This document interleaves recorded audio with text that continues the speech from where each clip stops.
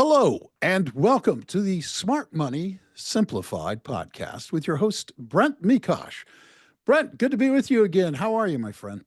Doing great, and I'm looking at a book that we're going to talk about today, and it's called "Shut the F Up and Listen." And it is a picture for those of you that are listening to this. You cannot see what I'm looking at right now over my Zoom channel, but I'm looking at just a beautiful man. It's Christmas time with a beard that rivals anything that Kris Kringle would have. So I've got Matt Halloran on, and we've got a bit of personal history together. The primary reason that I am doing this podcast today is actually based on a conversation that Matt and I had probably now about 3.5 years or so ago. Mhm. Looking at it's podcasting as a medium that I've always really enjoyed. It's also a fantastic way to gain some education and connect with new people. And Matt said to me, "Well, why don't you do your own podcast?" And I never considered that. And so I owe Matt quite a debt of gratitude now as we're approaching 100 episodes. And I'm really glad to have him on here because he's going to share a lot of, I'm sure, about what his career has been, really all about communication. But he's just released a book. It's up on Amazon. It has one of the best cover designs, again, that I've ever seen, and it's called Shut the F Up and Listen. So we're going to talk about that today. So right now I'm going to shut up and listen to Matt for a second. So Matt, how else could I be introducing you here, my friend? Well, so I'm the co-founder of the company that is producing your show and has for almost 100 episodes. Yep. But I started speaking on communication. I actually have a video on my on a far off YouTube channel that none of your people will be able to find. I spoke on communication skills in financial services, specifically in 2007 was the first time I ever really presented on this. My first article in Horse's Mouth magazine, which is a financial services magazine, was on how to communicate more effectively. And so as weird of a path as it's been that I've been on up until the release date of the book, this has been something that I'm fiercely passionate about because, Brent, it's very, very simple in my mind. We have an epidemic of loneliness in this world today. People are just screaming into the void, wanting for people to show that they're listening and that they're being heard. But the problem is nobody's teaching people how to listen, at least not to the level that I think we need to, because when people feel listened to, they feel less lonely. And that's like the whole philosophical foundation of why I wrote the book. You actually really you're taking the conversation in a way that I wasn't quite expecting. I want to dive into that more. I really think you're right. I think that people. It's amazing because with all the uncertainty that we've had over the last few years, specifically during COVID, and you've got stuff politically and geopolitically that's happening. People, at least in my business, they're not necessarily expecting me to have answers. They are expecting a baseline knowledge, but they're not expecting answers. But they really just want to be heard. And I think it's a product. We're surrounded by so many ways that we can communicate with each other, but it seems like we're communicating less and less. We are, and everybody is just, it's like they're just yelling. But let's talk about your relationship with your clients. And Brent, one of the things that I talk about all the time when I'm speaking is, how many times have clients cried in your office? Quite a bit. We have Yeah. tissues in the office for that very reason. Yeah, for a reason, right? Mm. Because you are in such an interesting and unique position that you have built so much trust because, well, to be brutally honest, people give you their life savings, dude, to manage, right? So it's kind of a big trust thing. But the most important and most powerful thing that you can do isn't the pie charts and the bar graphs. It's to truly show them that you're listening and that you really care that they feel heard. And I know that sounds hyper simplistic, but you've been doing this for a long time, man. And you know that the best clients that you have and the best relationships that you have are people who just feel that from you and your team. And it isn't just you, it's whoever's picking up the phone, who's ever greeting them in the office, right? It's just such a powerful connection. I opened the book with a very simple quote. My grandmother said, Matt, you have 2 ears and one mouth. You should listen twice as much as you speak. And well, she was telling me to shut up, dude, because we talked a lot about nothing just to hear myself talk. And then I just started realizing throughout my life, and the book has a whole bunch of stories in it about the 7 different types of listening that I talk about in the book, to really truly help people identify, ooh, I want to practice this kind of listening. And then there are exercises at the end to help them practice. Because that's the crazy thing, right? Everybody's like, well, I listen all the time. In your situation, you listen for a living, but when is the last time you had formal training on actually what I call engaged listening? Not enough. Editing team, we're going to make a pause here. Am I frozen to you guys? Yes, you are. Okay. How do we undo that in case I want to use some of this video content? The only way we could do that right now is that you could leave and come back. Can we do that and not have me screw up what we've recorded so far? Yeah, they will not. You just leave, and we'll edit that out. Okay. I'll be right back, guys. Hang So on, go away. all right.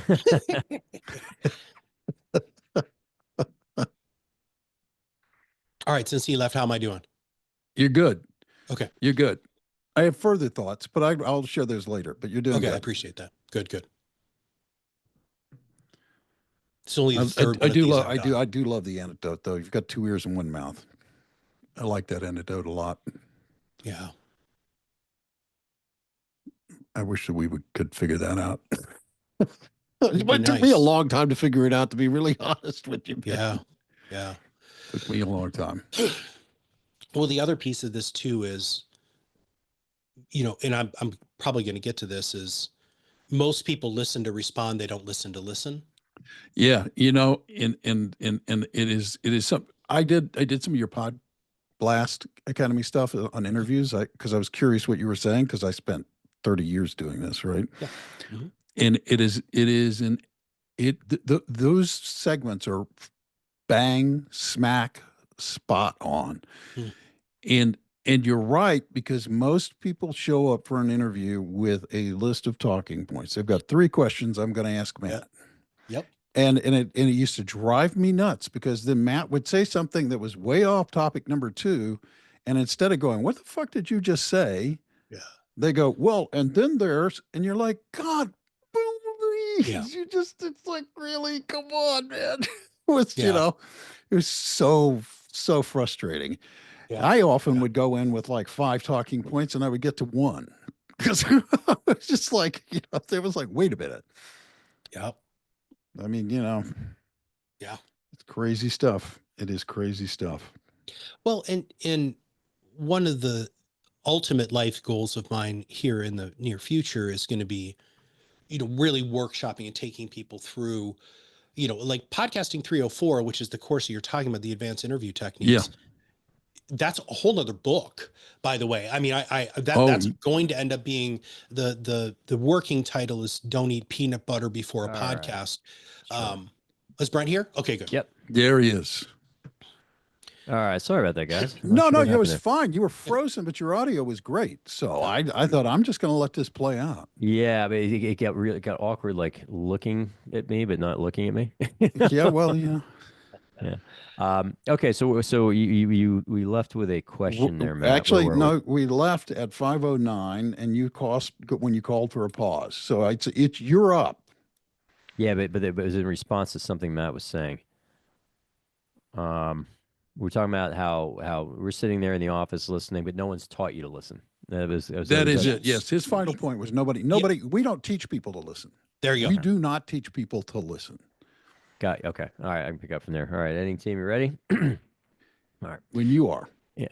Matt, I think you make a great point there, because if anything, our society and culture now is actually geared towards not listening. All the social media channels that we have, which are many of them are wonderful in their own ways, but it's all about telling everyone else about you or what you're doing today or what you're into today or what your thinking is. And it really has nothing to do with taking feedback from the rest of the world. It's all about shouting out, who you are. And I think that's a systemic problem that we've got in our society right now. So that is true. But if you want to please the algorithm, right? And so I've been doing copious amounts of research on this over the really last 3 months. The algorithm isn't going to promote your stuff unless you're showing that you're interacting and listening. It's absolutely fascinating. So whether that's LinkedIn, X, TikTok, Facebook, wherever you are, if you want your voice to be heard, you have to show, it's called post and ghost is what they're talking about. And so that's what most people do. They'll post something and then they just leave the platform. And the algorithm is like, screw you. I'm not going to put your stuff in front of people. But if you post and you stay on for 15 minutes where you're still scrolling and you're liking and commenting and all of those sorts of things, your numbers go up. And I've been testing this. So I started my own TikTok account about a month ago for about the book. And when I don't post and ghost, I'm getting 10 times the views on that medium. It's same thing with Instagram. And so you have to show you're listening even through the crazy social media world that we live in right now, in order to perform better, whether you're marketing, whether you're personal branding, whether you're selling products and services, or you're trying to communicate to your clients, you have to show that you're listening. So to your point with that, you put up, it could be a very engaging post. And even if you're responding to comments that might be made to a post that you've created, if you are not then now getting into the broader community and engaging in different ways, that's going to impact your own algorithm. Absolutely. And if you want to be hyper geo-local focused, if you start planning the social media interaction, like if you want to be shown up, if you want to be showing up in your community, right, you have to be interacting with your community posts. It sounds unbelievably easy, but it's not simple because it takes planning and it takes work, it takes focus and it takes dedication. And it really, marketing has really fundamentally changed. And actually, Brent, sales has fundamentally changed too. So people don't want to be marketed to, they don't want to be sold to anymore. They want you to create an environment where they can buy from you. And the best way to create that environment is to make people feel heard. And I'm not saying that listening solves every problem in the world, but listen, man, I've been married for 25 plus years. Every argument I've ever gotten into with my wife or my family or my kids, my extended family, is because I really wasn't listening. I didn't truly try to listen. I was listening to respond, which is what most of us do. They don't just listen to hear you. And my favorite digression here very quickly is somebody says something to you and they're in 2 minutes into the explanation, you're like, oh my God, I love what they said. And I can't wait to ask them about this. It's going to be a great point of connection. And I'm super excited about it. You just missed the whole rest of whatever they were saying, dude, because you're thinking about something totally different. You might have missed the most important, groundbreaking thing that this person you're communicating with wanted you to hear because you were listening because all you wanted to do is respond to a point back here. And they're way over here. Man, you just missed all of that. And so learning how to listen, which is the core of engaged listening in my book, really is to learn how to center yourself, quiet your mind, and prepare yourself to hold that space so that you can actually show people that you're listening. Well, let's talk about that. So how do you do that? Well, it takes a lot of practice. And one of the best practice techniques is what I call getting comfortable in the uncomfortable. And so as Bill, who, opened the show, I started in radio, and dead air was like, man, that was, taboo number one. But what you have to learn how to do is you have to learn how to, when somebody is done talking, right? So they finish their sentence, you do something that I call the dramatic pause. It's also been called the 5-second rule. There's all sorts of different names for it out in the marketplace. But what you do is, and you're waiting to do this, which means that you're already occupying your mind. You're holding that focus as much as you can on the person who's talking. And then as soon as they get done, what you're going to do is you're going to take a very gentle breath through your nose and out your mouth. And you're going to do it as slowly as you can, because what you're trying to do is you're trying to create space. All right. And here's the craziest and coolest thing that happens. I've got a great story about this in the book. When you do this, that person gets to process what they just said, because it takes about 2 to 3 seconds for your brain to register what just came out of your mouth. So I'm trying to create that within 5 seconds. When they realize that you're waiting to hear more from them, they go deeper and they go deeper. And then all of a sudden, you may have started your conversation here, but now you're way down here talking about real things that really matter with the person. That fundamentally changes the relationship just by creating that space, that pause. Nice, slow breath through your nose. Exhale, not like a creepy one, like, just a nice, quiet breathing technique. And it can make a world of difference. So that's a great technique to use. Well, one of the things I think is really interesting about that is, I forget where I learned this, but it was several years ago. And if you're asking, it could be with a client, it could be with someone in your personal life. if you're asking them a question, the first answer you get is almost never the answer. It's usually statistically the third answer that you get. Yeah. So you've got to get them down past the surface layer of whatever it is they're thinking, and to your point, giving them some time to to process what they've just thought about, and then move on to what really the issue is. That's why, really typically it's something that's is taught in at least in my industry, and I do it with my kids as well.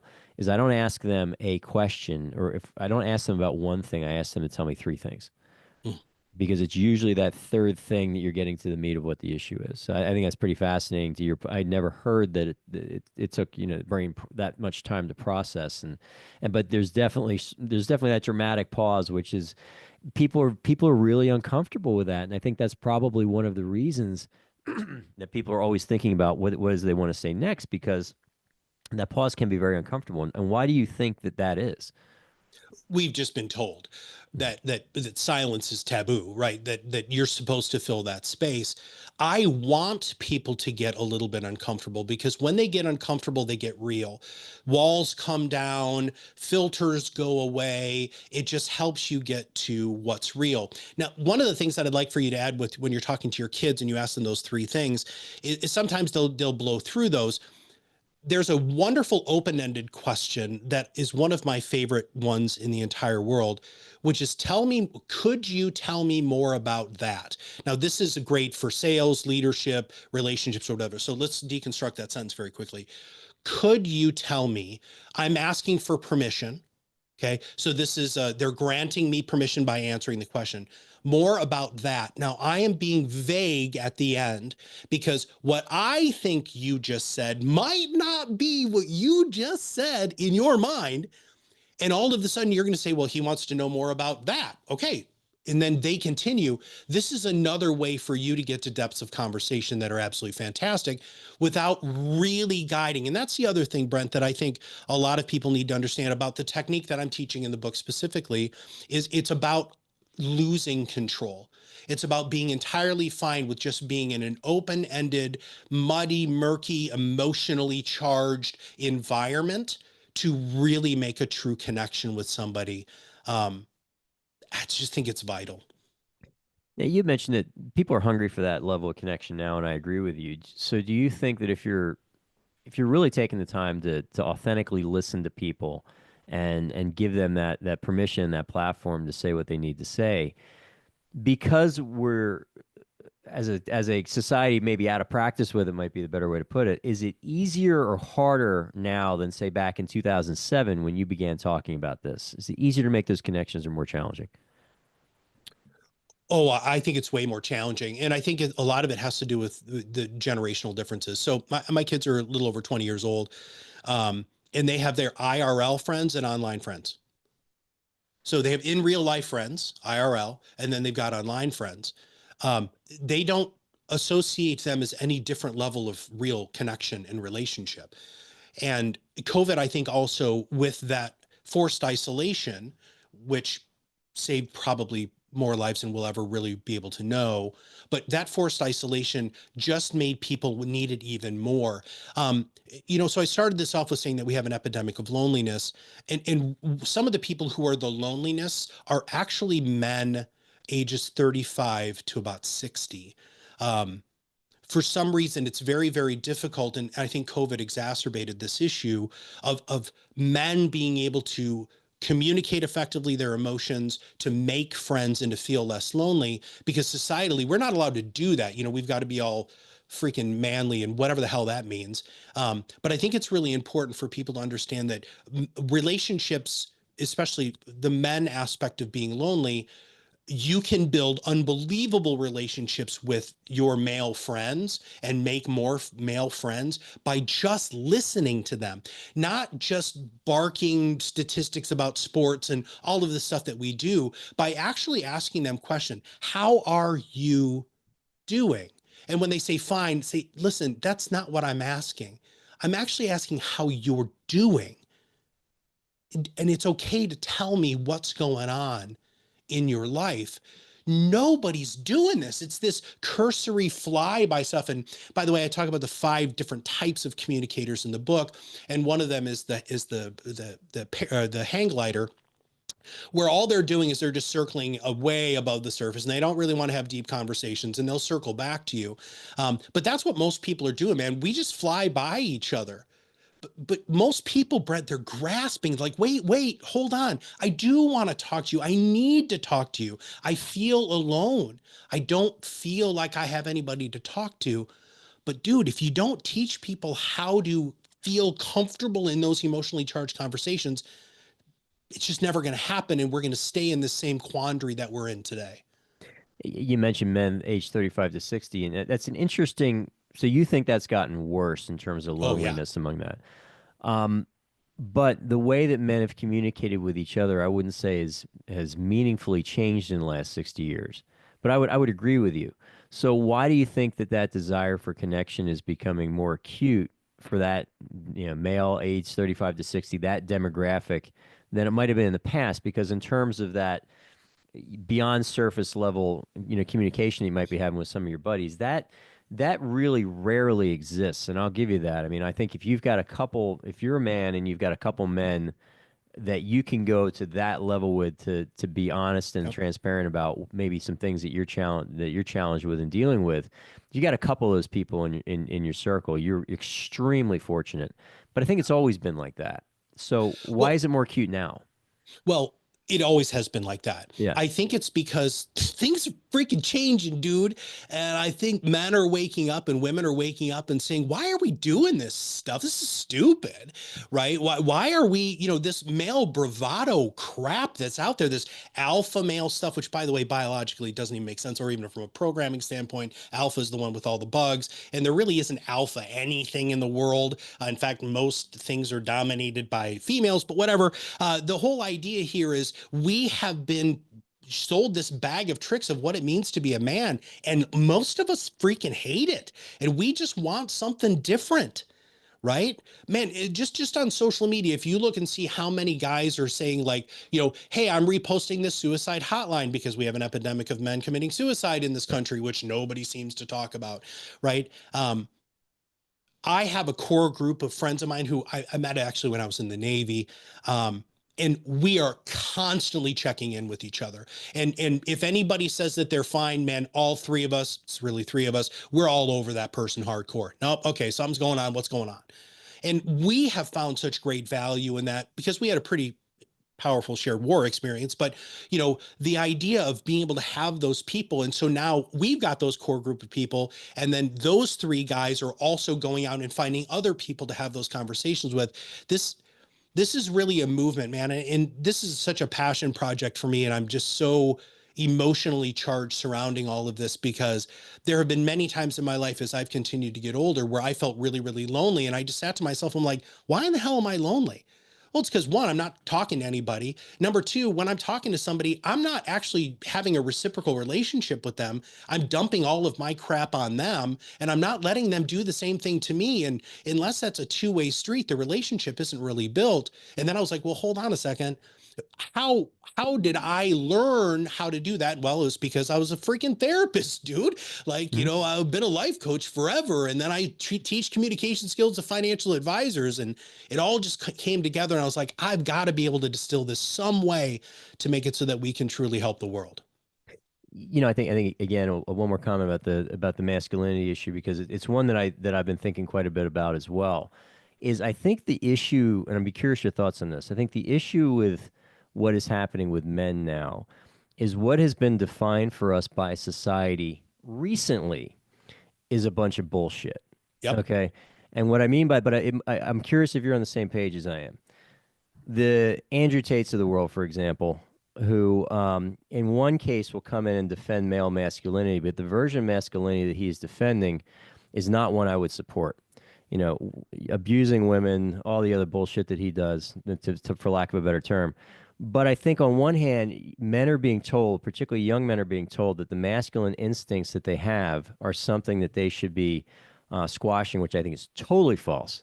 Right. But I think you've got this cultural hip hop slash version of what a man is as opposed to what the man historically is, which is the protector, who has the responsibility to basically, yeah, you know what, maybe shoulder and carry some of those emotions on behalf of the Sure. people around you, provide you have the outlet with deep friends that you care about. And so I think that's an area where I'm strongly against feminizing men under the way that that's described today, because I think that I'm talking in circles here, but I think what we have been told is a masculine man that's got 10 girlfriends out there and is, sleeping with everything that moves and everything else, whether hip hop's telling us that, or that piece of the culture is telling us that, or Andrew Tate's telling us that.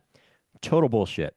Yeah. But I think that the male is the protector, the male is the defender, the male as the sex that needs to go out and find a dragon to slay.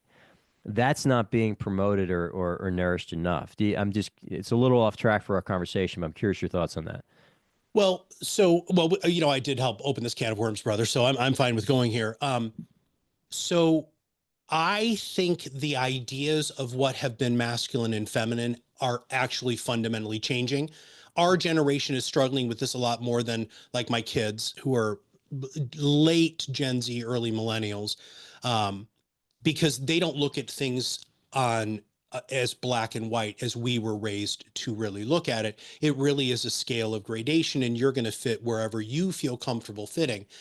The one question that I'd like to ask you is, what are you needing to protect your family from?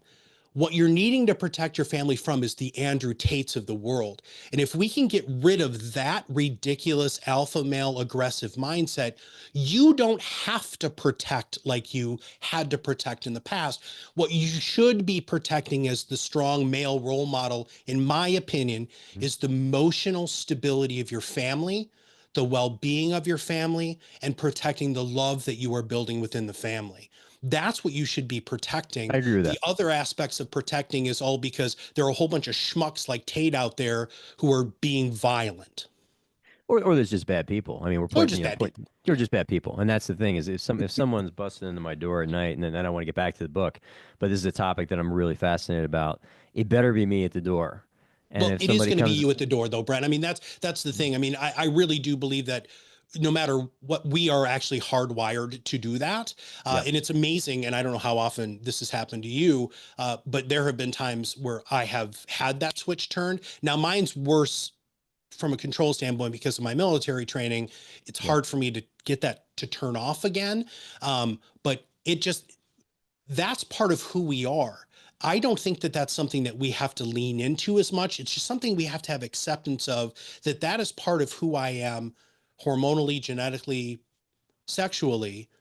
But why does that need to be such a huge part of our identity when those other three components of what we should be protecting our family with is just so much more powerful and will actually help generations to come?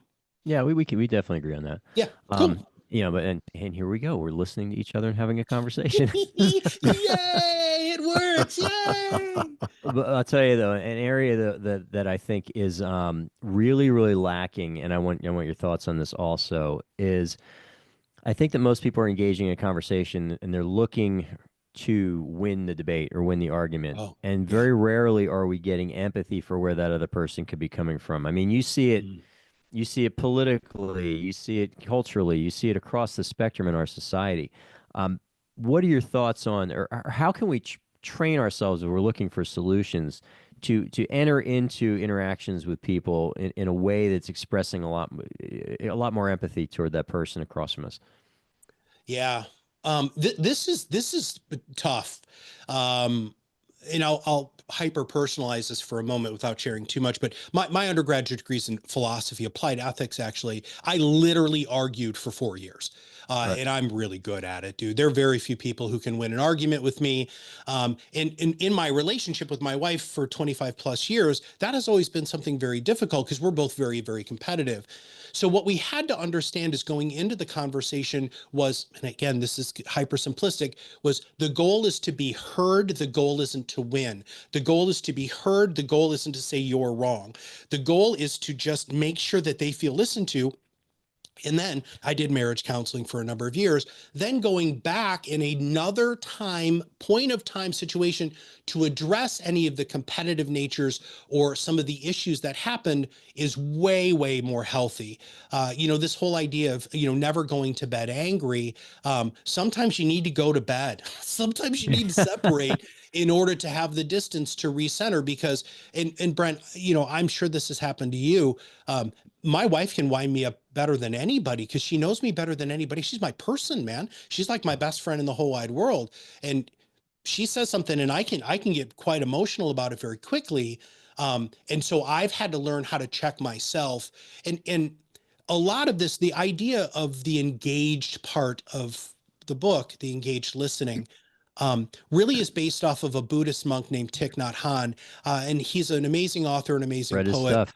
Fantastic. And yeah, so so I'm glad that you know who he is because not a lot of people do. It was Buddhist monks would go up on the mountain and get enlightened and never tell anybody anything, dude. So he's like, why don't we bring this to the masses? And that's really what I want to do with this too, is this is the beginning of a very specific journey in your life. So you, I know, are into personal growth and development. You might have talked about that before. You're always trying to physically improve, mentally improve, spiritually improve yourself. This is just one of those steps. When you can get listening underneath your belt and have these tools that I teach in the book, then other aspects of personal growth and relationship development are easier because you have the tools to deal with what we deal with every day, which is talking to people. And once you know how to navigate that more successfully, all other aspects of your own personal growth and development and learning about who you are it just changes everything. I totally agree with that. And I think that one of the things is, as we age here, the reason that there's wisdom that can come with age, provided you allow it to happen, is because the more experiences that you're exposed to, you start to connect dots. The world never looks exactly the same, and an interaction between two people is never exactly the same, but it starts to rhyme. And you start to see areas that you thought were utterly disconnected in the world where the strings that attach them. But to your point, you've got to create that time to and that space to be able to allow that to happen, and also allow yourself to recognize that you don't know everything, and the only way that you can at least begin to fill some of those apps, or rather gaps, is by giving people the space to tell you what they're thinking. So talk to me more about the book. So you've got a lot of lessons in here. Let's break this down into how the book's structured and what some of the takeaways are in it. Yeah, well, so one of the chapters in the book is understanding that you don't know everything, and the technique is called listening to learn. So I break down the different kinds of listening in the book. I have a structure. I built this kind of a hack to try to figure out who you're talking to very quickly so that you know which skills that I teach in the book to deploy. It's the skydivers, hang gliders, water skiers, snorkelers, and then scuba divers are the different levels of communicators. And it's really easy to find those. And then I talk about the 7 different types of listening.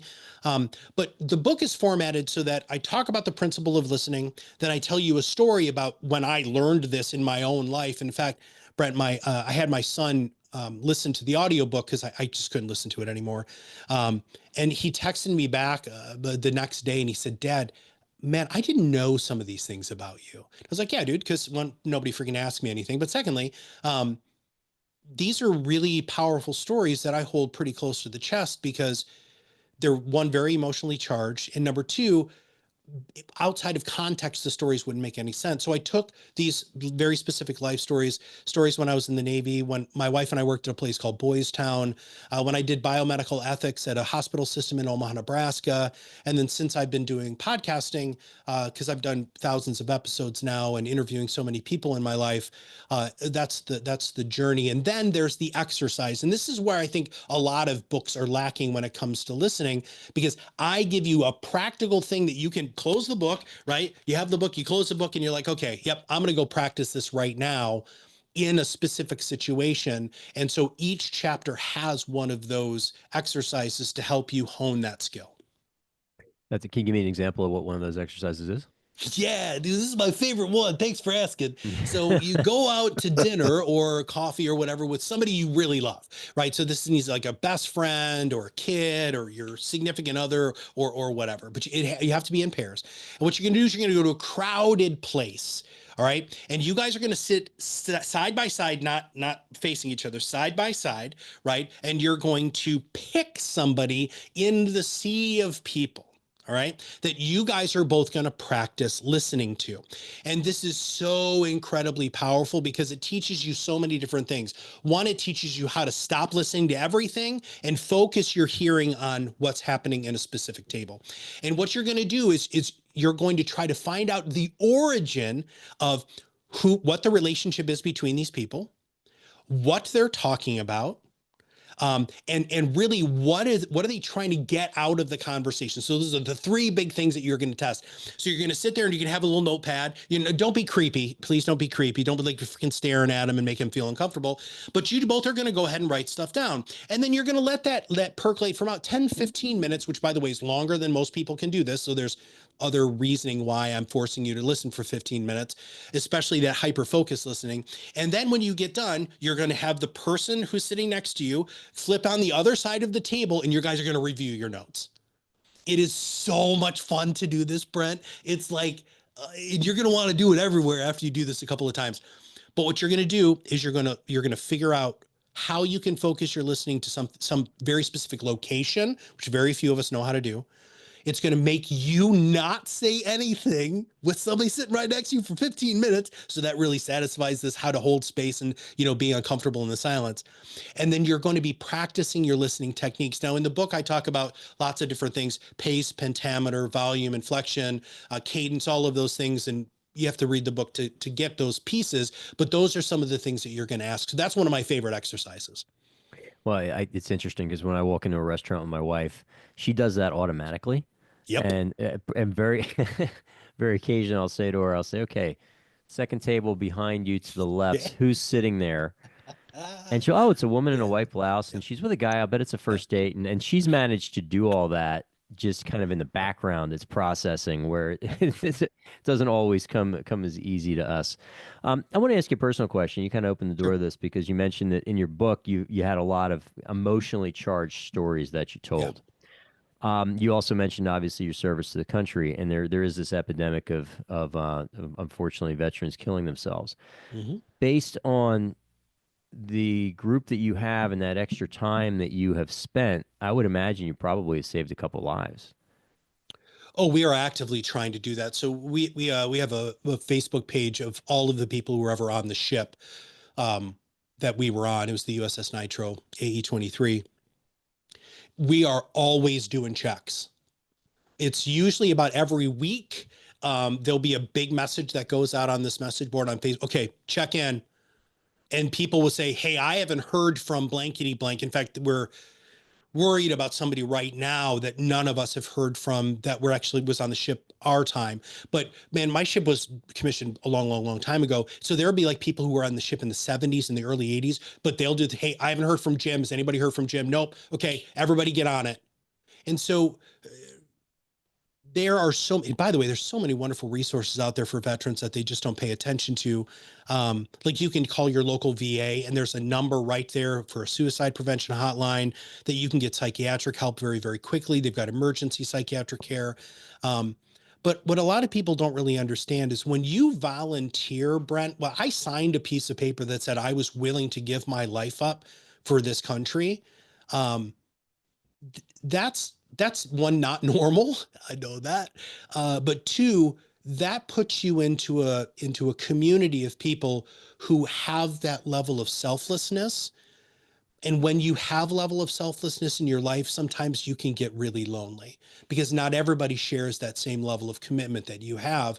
So that's why we're trying to build, at least in our little area of the USS Nitro, a really, really strong support structure. To your point, by the very nature of serving, you're putting yourself second. My question to you, which you answered, was why are you seeing this epidemic of veteran suicide? And it's probably because they don't want to put people out.